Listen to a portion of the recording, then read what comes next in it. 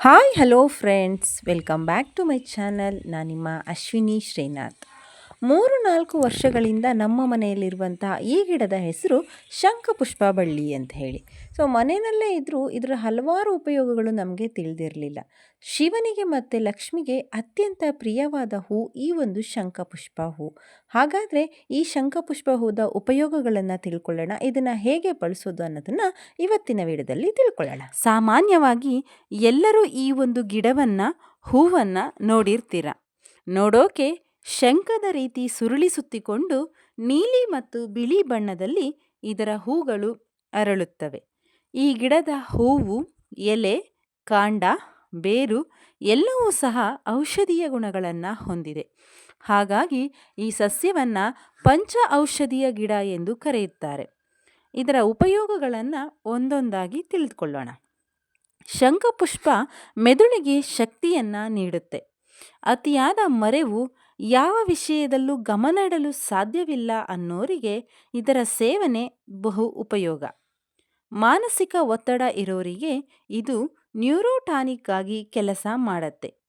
ಖಿನ್ನತೆ, ನಿದ್ರಾಹೀನತೆ, ಮಾನಸಿಕ ಸ್ಥಿಮಿತ ಇಲ್ಲದೆ ಇರೋರಿಗೆ ಕೂಡ ಇದನ್ನು ನಿಯಮಿತವಾಗಿ ಬಳಸ್ತಾ ಬಂದರೆ ಒಳ್ಳೆಯದು.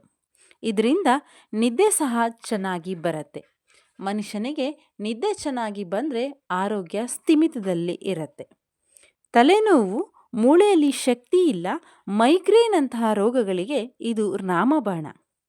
ಮಕ್ಕಳಿಗೆ ಇದರ ಎಲೆಯನ್ನು ತಿನ್ನಿಸೋದ್ರಿಂದ ಅವರ ನೆನಪಿನ ಶಕ್ತಿ, ಬುದ್ಧಿಶಕ್ತಿ ವೃದ್ಧಿಯಾಗತ್ತೆ. ಮಕ್ಕಳಿಗೆ ಅಂತಾನೆ ಮೆಡಿಕಲ್ಗಳಲ್ಲಿ ಶಂಖಪುಷ್ಪ ಸಿರಪ್ ಎನ್ನುವುದು ಸಿಗತ್ತೆ. ಇನ್ನು ಯೋಗ ಮತ್ತು ಧ್ಯಾನ ಮಾಡೋರಿಗೆ ಇದರ ಸೇವನೆ ಒತ್ತಡದಿಂದ ದೂರ ಇರೋದಕ್ಕೆ ಸಹಾಯ ಮಾಡುತ್ತೆ. ಯಾವುದೇ ಔಷಧಿಯನ್ನು ನಿಯಮಿತ ಪ್ರಮಾಣಕ್ಕಿಂತ ಹೆಚ್ಚಾಗಿ ಸೇವಿಸಬಾರದು. ಹಾಗಾದರೆ ಇದನ್ನು ಬಳಸುವಂಥ ರೀತಿ ಹೇಗೆ ತಿಳಿದುಕೊಳ್ಳೋಣ. ಇದನ್ನು ಸಾಮಾನ್ಯವಾಗಿ ಆಯುರ್ವೇದದಲ್ಲಿ ಕಷಾಯ, ಪುಡಿ ಮತ್ತು ಮಾತ್ರೆಗಳ ರೂಪದಲ್ಲಿ ಸೇವಿಸ್ತಾರೆ. ನಾವು ಮನೆಯಲ್ಲೇ ಮಾಡ್ಕೊಳ್ಳೋದಾದರೆ ಇದರ ಪುಡಿಯನ್ನು ಮಾಡಿಟ್ಕೋಬಹುದು ಮತ್ತು ಕಷಾಯವನ್ನು ಮಾಡಿಟ್ಕೋಬಹುದು. ಹಾಗಾದರೆ ಹೇಗೆ ಮಾಡೋದು? ತಾಜಾ ಎಲೆ ಮತ್ತು ಹೂವಿನಿಂದ ಈ ಒಂದು ಕಷಾಯವನ್ನು ಮಾಡಬಹುದು. 10-15 ಎಲೆ ಅಥವಾ ಹೂಗಳನ್ನು ತಗೊಂಡು 1 ಗ್ಲಾಸ್ ನೀರು ಹಾಕಿ ಕುದಿಯೋದಕ್ಕೆ ಇಡಬೇಕು. ನಿಮಗೆ ಬೇಕಾದರೆ ಇದಕ್ಕೆ ತುಳಸಿ ಎಲೆ, ಬೆಲ್ಲ, ಹಾಲನ್ನು ಸೇರಿಸ್ಕೋಬಹುದು. 1 ಗ್ಲಾಸ್ ನೀರು ಕುದಿದ ನಂತರ 1/4 ಗ್ಲಾಸ್ ಆಗಬೇಕು. ಸೊ ಅಷ್ಟು ಆದಮೇಲೆ ಅದನ್ನು ಆರೋದಕ್ಕೆ ಬಿಟ್ಬಿಟ್ಟು ದಿನನಿತ್ಯ ಬೆಳಿಗ್ಗೆ ಖಾಲಿ ಹೊಟ್ಟೆಯಲ್ಲಿ ಇಲ್ಲ ರಾತ್ರಿ ಮಲಗುವಂಥ ಹೊತ್ತಿನಲ್ಲಿ ದಿನಕ್ಕೆ ಒಮ್ಮೆ ಇದರ ಕಷಾಯ ಸೇವಿಸೋದ್ರಿಂದ ಎಲ್ಲ ಸಮಸ್ಯೆಗಳಿಗೆ ಪರಿಹಾರ ಸಿಗತ್ತೆ. ಹಾಗೆ ಇದರ ಎಲೆ, ಹೂವು, ಕಾಂಡ, ಬೇರು ಇದನ್ನು ಬಳಸಿ ಚೆನ್ನಾಗಿ ಒಣಸಿ ಪುಡಿ ಮಾಡಿ ಇಟ್ಕೊಂಡು ಉಗುರು ಬೆಚ್ಚಗಿನ ನೀರಿನಲ್ಲಿ ದಿನನಿತ್ಯ ಸೇವಿಸ್ತಾ ಬಂದರೆ ನಿಮ್ಮೆಲ್ಲ ಸಮಸ್ಯೆಗಳಿಗೆ ಪರಿಹಾರ ಸಿಗತ್ತೆ. ಬುದ್ಧಿಶಕ್ತಿ ಚುರುಕಾಗತ್ತೆ, ನೆನಪಿನ ಶಕ್ತಿ ಚುರುಕಾಗತ್ತೆ, ನಿದ್ರಾಹೀನತೆ ಕಡಿಮೆ ಆಗತ್ತೆ. ನೋಡಿದ್ರಲ್ಲ ವೀಕ್ಷಕರೇ, ಇದಿಷ್ಟು ಶಂಖಪುಷ್ಪ ಗಿಡದ ಉಪಯೋಗಗಳು.